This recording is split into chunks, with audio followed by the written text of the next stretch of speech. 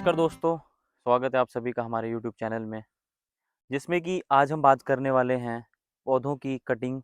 यानी कि सेब के पौधे की जो प्रूनिंग हम करते हैं, वो किस हिसाब से की जाती है और कब करनी चाहिए, कौन-कौन से जो स्प्रे हैं हमें लेने हैं और किस हिसाब से हमने कैनोपी जो मेंटेन करनी है, वो किस हिसाब से करनी है। दोस्तों, नवंबर मंथ आ चुका है। अब धीरे-धीरे पौधों में जो है ना, तो डोरमेंसी आपको दिख रही होगी, पत्ते झड़ चुके हैं।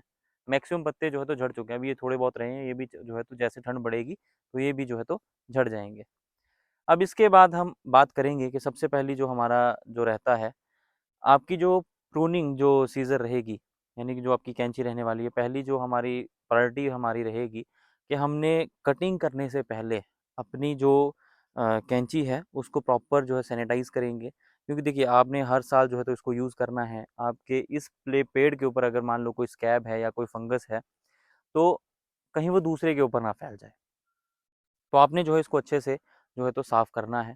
उसके बाद के जो हमारा स्टेप रहेगा, डोरमेंसी रहेगी मेन। क्योंकि देखिए, बहुत से मैदानी इलाके ऐसे हैं जहाँ पे जो है तो पौधों के पत्ते नहीं झड़ते हैं। आप अमूमन आप देख लीजिए, महाराष्ट्र, झारखंड या फिर आप एमपी, गुजरात में देख लीजिए, गर्मी इतनी रहती है कि प्लांट के पत्ते झड़ते ही नहीं हैं।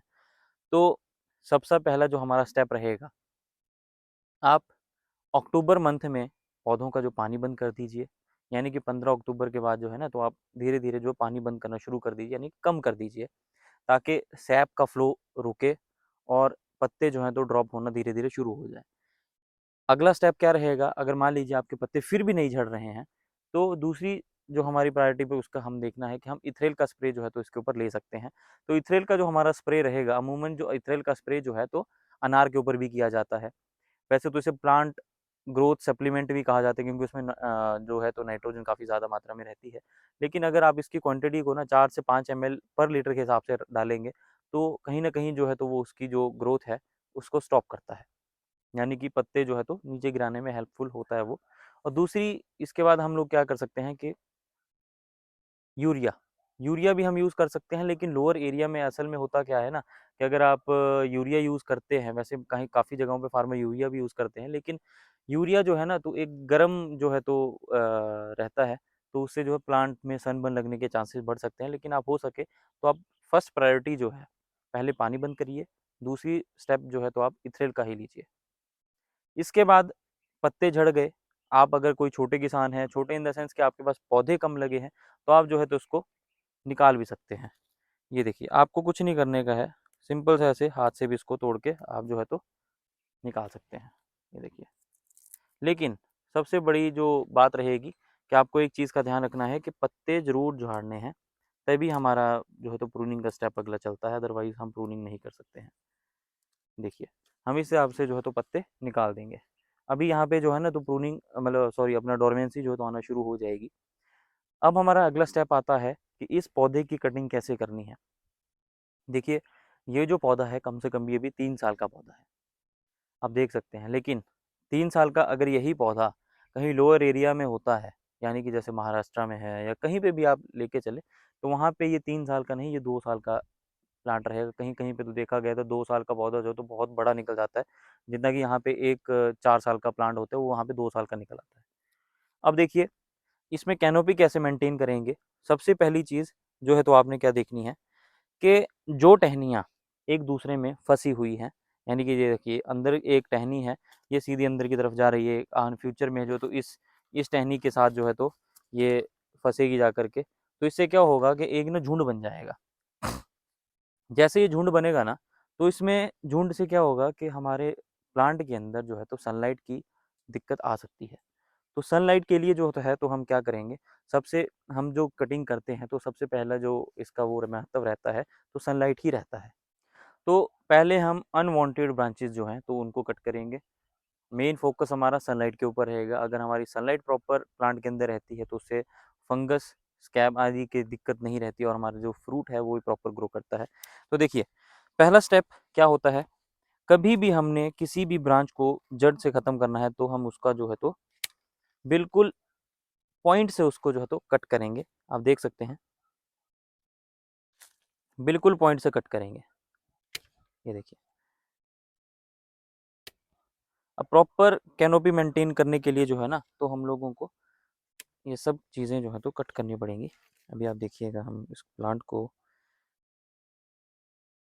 देखिए, ये देखिए एक और आपको चीज़ मैं यहाँ बताना चाहता हूँ। जैसे मान लीजिए ये हमारा एक जो है ना तो टहनी गई है। अब यहाँ पे हमारा जो है तो स्पर बन सकता है, लेकिन ये बहुत आगे बन चुका है। देखिए न्यूट्रिशन इतना ऊपर जाएगा, तब जा कर के जो है तो यहाँ पे फ्रूट लगेगा और वो फ्रूट जो है तो पतला बनेगा। तो इसके लिए हम क्या करेंगे कि इसको यहाँ से कट करेंगे। अब क्या होगा कि यहाँ पे जो ये बड्स हैं, इन पे जो है तो स्ट्रेच पड़ेगा और उससे जो है तो यहाँ पे ग्रोथ, नया स्पर जो है तो निकलना शुरू हो जाएगा। अब दूसरी चीज़ देखिए, हमने इतना निकालना शुरू कर दिया है, अंदर से जो है तो हमने सारे जो टहनियाँ हैं वो निकाल दी हैं।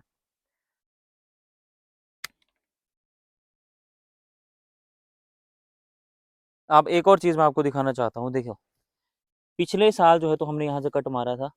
अभी ये जो रिंग होता है ना, अगर हमने रिंग के ऊपर से अगर ये ऐसे कट मार दिया ना, तो यहाँ से कभी भी प्लांट आगे नहीं बढ़ता है। ध्यान रखें इस चीज़ का कि ये रिंग के ऊपर से कभी कट ना मारें, या उसके थोड़ा सा आगे स्टेप ले लें या फिर उसके पीछे से स्टेप ले लें, ताकि यहाँ से जो है तो हमारा प्लांट का नए बड्स बनना शुरू हो जाए। अब हम बात करते हैं, ये देखिए जैसे ये टहनी है,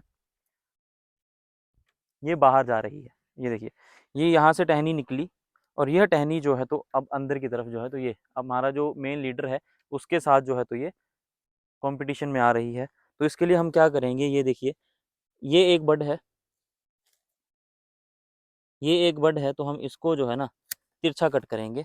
तिरछा कट यानी कि अब क्या होगा, ये जो बड है तो यहाँ से निकल करके जो है तो एक स्टेप ले करके जो ऊपर की तरफ को चलेगा। अब सेम चीज़ हम इसमें भी देखेंगे कि जैसे हम ना कभी भी एक चीज़ का ध्यान रखना है, ये जो बड रहते हैं, अगर हम तिरछा कट में इधर से इधर अंदर की तरफ को मारूंगा, तो ये जो टहनी है वो यहाँ से इस साइड को निकलेगी।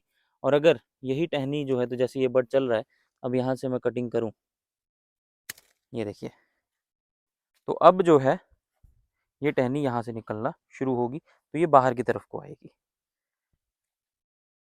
ये देखिए, अब अंदर से जो है तो हम पूरा पेड़ जो है तो खाली करेंगे। ये देखिए, जितना हो सके अपने प्लांट को जो है तो नीचे उतारो। जितना प्लांट यानी कि फालतू की टहनियाँ जितनी बढ़ेंगी उतना ही आपके फ्रूट के लिए लॉस है, उतना ही फ्रूट जो है तो छोटा बनता जाएगा। सबसे बड़ी जो प्रॉब्लम हर जगह पे देखी जाती है ना कि अभी एप्पल में फ्रूट छोटा आ रहा है या कोई दिक्कत, तो इसी कारण आती है क्योंकि आप हम लोग जो है तो एक मेंटेलिटी बन जाती है कि हम प्लांट को जितना बड़ा करेंगे उतने बढ़िया फ्रूट आएगा, लेकिन ऐसे नहीं होता है। जितना बड़ा फ्रूट बनेगा उतना ही जो है तो वो खाद भी लेगा, और उतनी ही जो है तो उसके लिए हमें जो है तो कंपटीशन, जब लीडर के साथ जब कोई टहनी करना शुरू कर देती है तो वो उतना ही दिक्कत हमारे लिए पैदा कर देता है।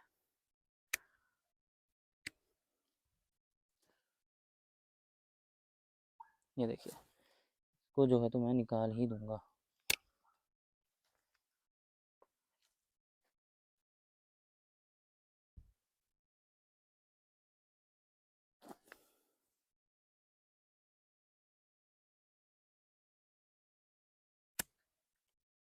ये देखिए,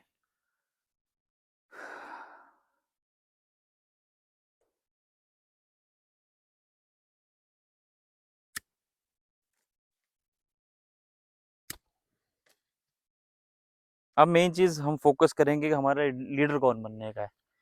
यहाँ पे हम देखेंगे कि जो मेन स्टैम्प से जो भी टहनी हमारी जा रही है, उससे ही हम जो है तो लीडर लेने वाले हैं। तो इसमें सबसे हेल्दी जो मुझे लग रही है वो इस टाइम पे ये वाली लग रही है, जो यहाँ से सीधी जाते हुए ये है। तो हम इसको लीडर जो है तो बना सकते हैं, लेकिन हम इस पे फोकस करेंगे। ये देखिए, ये जो है तो मेन टहनी से निकली हुई है वो साइड ब्रांच है, और इसके ऊपर जो वर्ड्स अलग तरीके से ही चले हुए हैं। तो हम फोकस करेंगे ये इसके ऊपर। ये लीजिए, लीडर जो है तो सबसे ऊंचा हमने रखना है। तो अब आप देख सकते हैं कि मैंने सबसे ऊंची जो स्टिक ये रखी है। तो अब इनका जो है, ताकि ये जो है तो कंपटीशन में ना आए, इसलिए हम इसको जो है तो काट देंगे।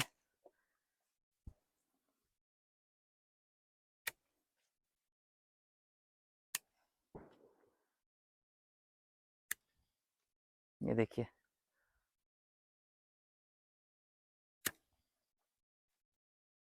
ये देखिए दोस्तों, आपके सामने जो है तो ये पेड़ है जिसको हमने पूरा काट दिया है अभी। इस हिसाब से जो है तो आपको कटिंग करनी है। अब इसमें जो है ना तो प्रॉपर सनलाइट का भी कोई इशू नहीं आएगा। और एक और चीज़ मैं आपको दिखा दूँ, वाटर शूट जो मतलब हमारे नॉर्मल जो ये ग्रोथ आ रही है ना, इसको हम नॉर्मल अगर ऐसे गोल कट मार देते हैं तो यहाँ पे अगले साल के लिए इस पर जो है तो यहाँ पे बनेगा, यानी कि जो बीमे जो बनते हैं वो यहीं से ही बनना शुरू हो जाएगा। अब आपने एक चीज़ नोटिस करी होगी कि हमने तिरछे कट क्यों मारे हैं।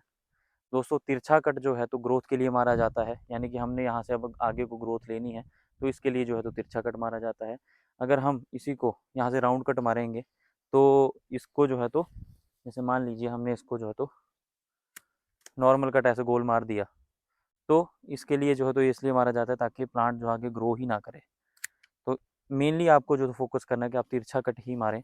और इसके बाद का जो स्टेप रहेगा, आपने कटिंग कर दी, डोरमेंसी आपकी आ गई, आपने उसके बाद कटिंग करी।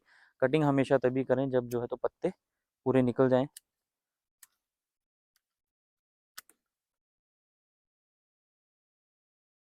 ये देखिए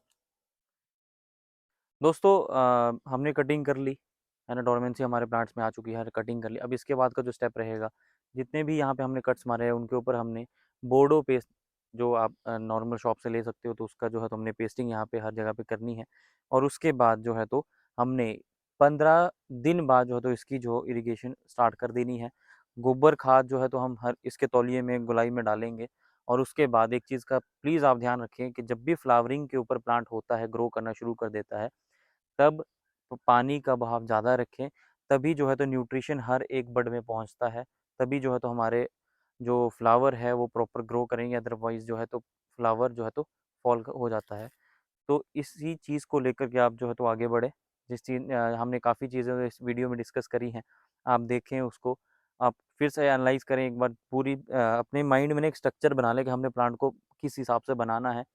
ज़्यादा हैवी कटिंग नहीं करनी है, जितनी ज़्यादा हैवी कटिंग करोगे सनबर्न लगने के चांसेस बढ़ सकते हैं, कैंकर लग सकता है। कुछ यही हमारी चीज़ों का ध्यान रखना है आपने। गोबर खाद वगैरह डाल के प्रॉपर हमने जो है तो इरिगेशन जो है तो रखनी है। तो दोस्तों ये एक हमारी तरफ से एक आपके सामने एक वीडियो थी। हम आशा करते हैं कि आपको ये बहुत हेल्पफुल रही है होगी। हमारे चैनल को जो है तो सब्सक्राइब करना ना भूलें और इस वीडियो को ज़्यादा से ज़्यादा लोगों में शेयर करें जिन्होंने भी एप्पल प्लांटेशन की हुई है।